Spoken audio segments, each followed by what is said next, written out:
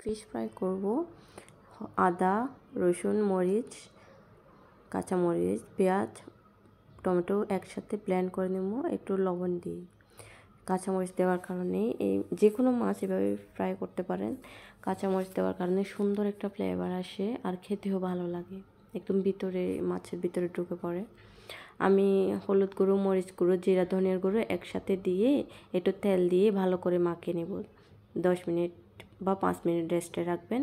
এবার একটু বেসন দিয়ে ভালো করে আবার ওই স্পাইসিগুলো দিয়ে বেসনের সাথে উপরের অংশটা আমি কী করে নেব, একটু কোট করে নিয়েছি। এবার তেলের মধ্যে ওইটা দিয়ে দিব। এবার গিয়ে উপরেরটা আবার এই পাশেরটা আবার করে নেব। এখানে অবশ্যই বেসন মিক্স করা আছে স্পাইসের সাথে। তারপরে আমি এখন কি করে দিচ্ছি, উপরের তেলটা এভাবে করে দিচ্ছি। কারণটা হচ্ছে আমি যখন উল্টে পাল্টে দিব উপরের স্পাইসিটা পড়ে না যায় মতো। এখন তেল দেওয়ার কারণে এটা সুন্দর করে সেট হয়ে গিয়েছে, আর কষ্ট হয় না। না হয় উপরে উল্টে পাল্টে দেওয়ার সময় উপরের স্পাইসিটা পড়ে যায়। রেডি হয়ে গিয়েছে। একবার এভাবে বাসায় ট্রাই করে দেখবেন, অনেক অনেক মজার একটা রেসিপি।